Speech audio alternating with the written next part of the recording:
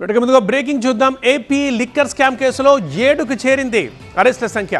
ధనుంజయ రెడ్డి, కృష్ణమోహన్ రెడ్డిలు అరెస్ట్ అయ్యారు. 3 రోజుల విచారణ తర్వాత సిట్ వారిద్దరిని అరెస్ట్ చేసింది.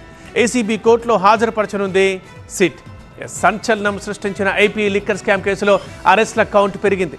లేటెస్ట్గా ధనుంజయ రెడ్డి, కృష్ణమోహన్ రెడ్డిని అరెస్ట్ చేయడంతో ఆ సంఖ్య 7కు చేరింది. మరోవైపు విచారణలో సిట్, ఈడీ రెండు దూకుడుగా వ్యవహరిస్తుండటంతో లిక్కర్ కేసులో మరి వాట్ నెక్స్ట్? ఇప్పుడు ఇది ఉత్కంఠ రేపుతోంది.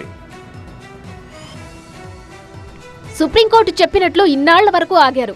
ముందస్తు బెయిల్ ఇవ్వలేమని న్యాయస్థానం అలా తీర్పునిచ్చిందో లేదో ధనుంజయ రెడ్డి, కృష్ణమోహన్ రెడ్డిని ఇలా అదుపులోకి తీసుకున్నారు. గత 3 రోజులుగా సిట్ విచారణకు హాజరవుతున్న ఇద్దరిని అరెస్టు చేసి కుటుంబ సభ్యులకు సమాచారం ఇచ్చారు సిట్ అధికారులు.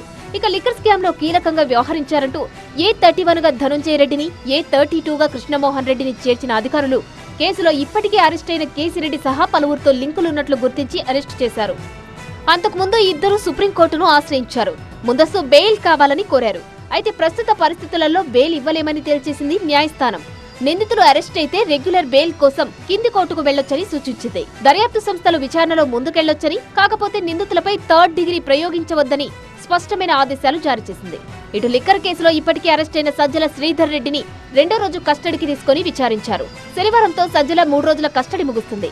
అలాగే మొన్న మైసూరులో అరెస్టైన A33 బాలాజీ గోవిందప్పను కస్టడీకి కోరుతూ పిటిషన్ వేశారు అధికారులు. లిక్కర్ స్కామ్ లో గోవిందప్ప కీలక పాత్ర పోషించినట్లు కోర్టుకు తెలిపారు. కేసిరెడ్డికి గోవిందప్ప అత్యంత సన్నిహితుడని తెలిపారు. అనుకూలమైన బ్రాండ్లను మార్కెట్లోకి తెచ్చి డిస్టిలరీల నుంచి గోవిందప్ప కమిషన్లు తీసుకున్నట్లు గుర్తించామన్నారు. అంతేకాదు కోట్ల రూపాయలతో ఆస్తులు, లగ్జరీ కార్లు కొన్నట్లు వెల్లడించారు. లిక్కర్ స్కామ్ కేసులో ఇటు ఈడీ కూడా మంచి దూకుడు మీద ఉంది.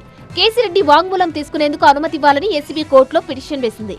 అయితే పిటిషన్పై విచారణ చేపట్టిన న్యాయస్థానం కౌంటర్ దాఖలు చేయాలని ప్రతివాదులకు నోటీసులు జారీ చేసింది. తదుపరి విచారణను ఈ నెల 19కి వాయిదా వేసింది. ఈ కేసులో ఇప్పటికే కేసిరెడ్డి, రాజశేఖర్ రెడ్డి, చాణక్య, దిలీప్, సజ్జల శ్రీధర్ రెడ్డి, బాలాజీ గోవిందప్ప అరెస్ట్ అయ్యారు. లేటెస్ట్ గా ధనుంజయ రెడ్డి, కృష్ణమోహన్ రెడ్డిల అరెస్టుతో ఆ సంఖ్య 7కు చేరింది. మరోవైపు ఈ కేసు పొలిటికల్ గాను ప్రకంపనలు రేపుతుంది.